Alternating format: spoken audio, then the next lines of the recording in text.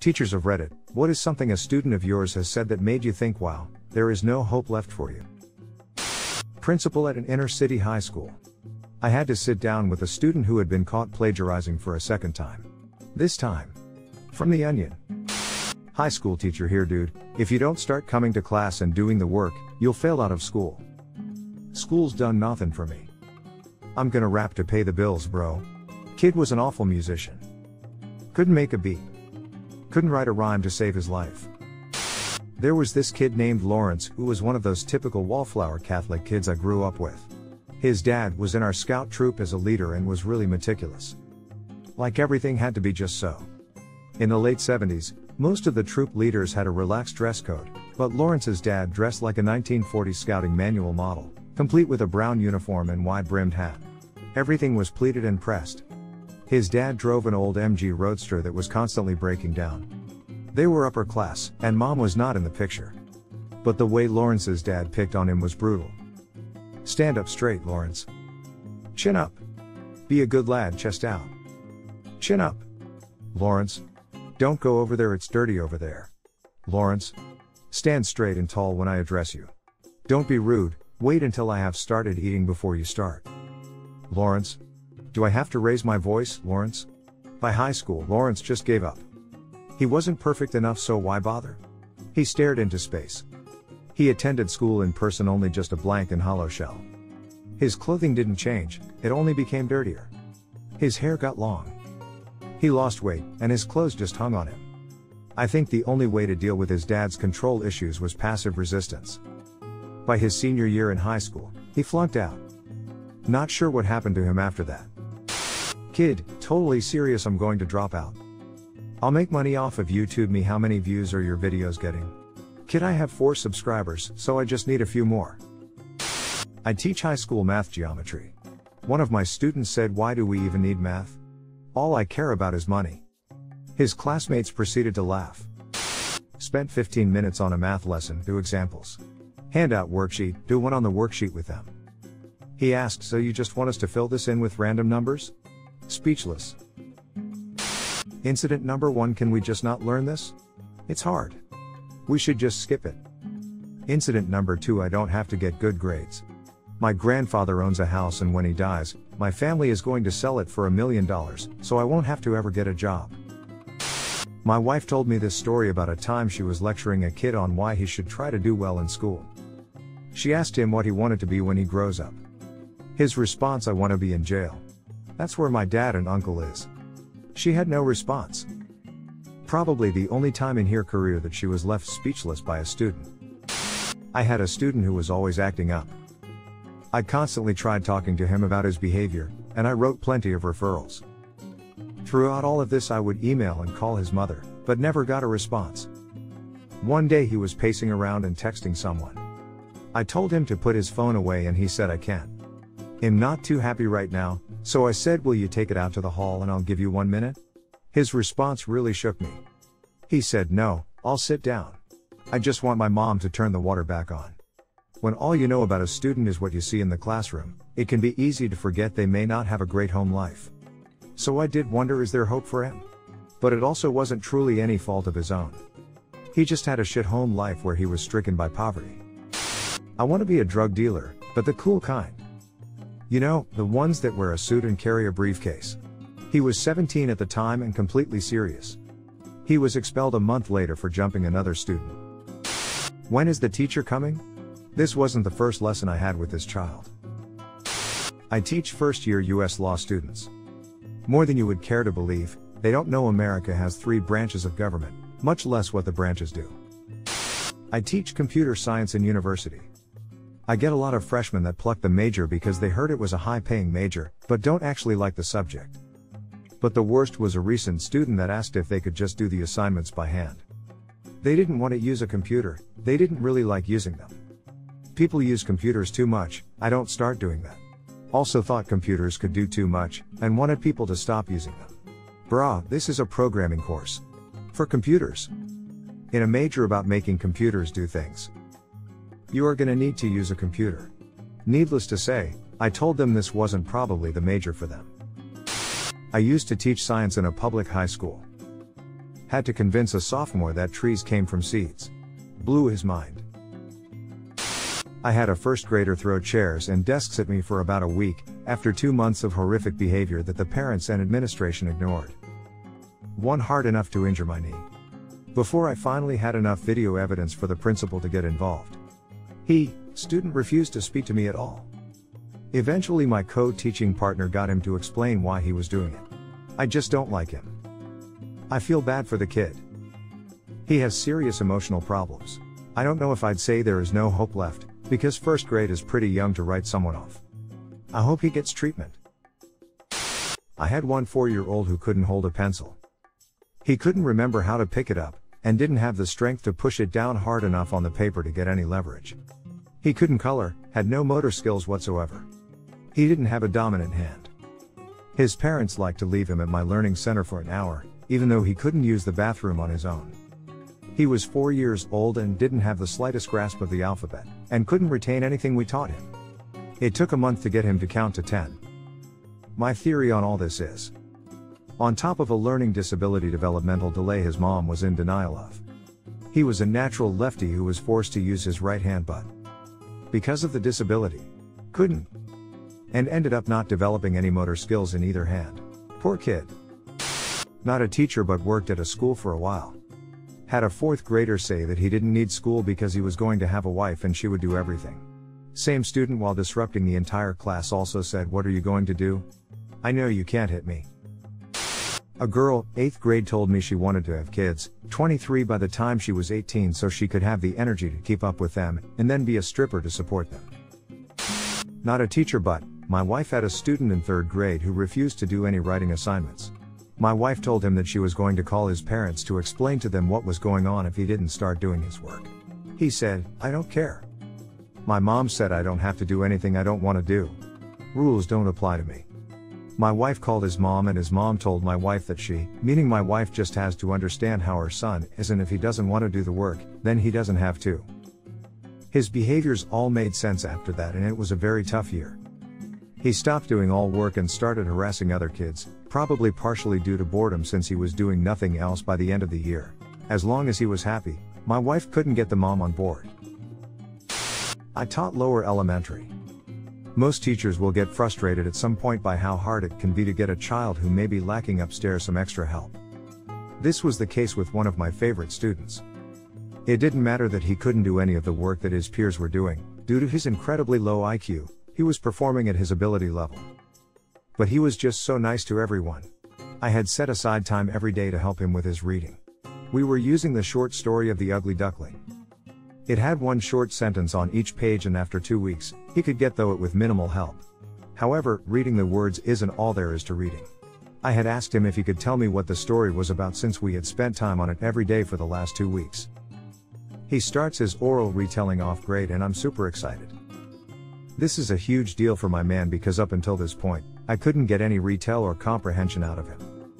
I'm super pumped, and he is feeding off my energy, and he's so proud of himself. This kid is glowing. We are only 34 through the story though. We come up to the end of The Ugly Duckling and he's telling me that the duckling changes. This word took us forever to say, much less read. But then he stops and goes into this deep think stage. I prod him a little bit. He changes. What does he change into, bud? He brings his eyes back from the ceiling and then with the biggest smile, he shouts out a butterfly. While teaching about a particular historical figure, I try to wake this kid up. Did he sell drugs? No, then I don't give a shit. I ain't doing any of that shit. My mom already said she's signing the papers to drop out as soon as I turn 16. Edit. I know that many people often drop out and end up going back to get a GED. I sincerely hope this young man turns his life around. He's had an incredibly tough upbringing, and along with that, a history of violent conduct in and out of school. I tried my best to remain patient with him in my room, and to motivate him any way I could. At the point he said those words, I just don't think there was anything more I could do. That was last year, and he hasn't been back to school this year. I really hope that, at some point, he figures things out and gets his life going in a positive direction. Whatever that may be. University professor here. A student last term never purchased the textbook, and thus never did his homework, sat in the back and spaced out all class, failed one exam, and barely passed the other. He came to me during the final week of class to ask me if he could do all of his missed assignments, and then asked why I didn't remind him to do them. Bro, this is university. I'm not chasing after you. I am a teacher, but the post from my sister I don't need to go to college, because it's easier to see God when you're in the gutter. 5 years later she's in a trailer with her abusive fiancé. I work at an alternative school for kids kicked out of public school for severe emotional and behavioral issues. A lot of them are going to require government services for the rest of their lives. There's usually not just one thing they say, but we know that they will never have normal lives. It's a little disheartening to hear a 6-year-old scream that he's going to fucking kill you, especially when you were playing tag not 5 minutes before. There's a young boy who can be very sweet and is an adorable blonde butterball. However, he has pretty severe behaviors and gets restrained at some point on a daily basis. I saw his parents one day because they live in government subsidized housing close by and walk him to school. It was 50 degrees out and the little boy was in a basketball jersey and shorts. His parents looked exactly how I expected them to look and were rude to all the staff they interacted with. It just showed me that no matter how much we do, he spends most of his life with his shitty parents. I had a student say, "I don't need to learn any of this, I won't use it in real life." When I tried to explain why math was going to be useful, he responded, "You're a dumbass, watch me get rich without even going to school. I mean, sure, it's been done, but probably not the best idea."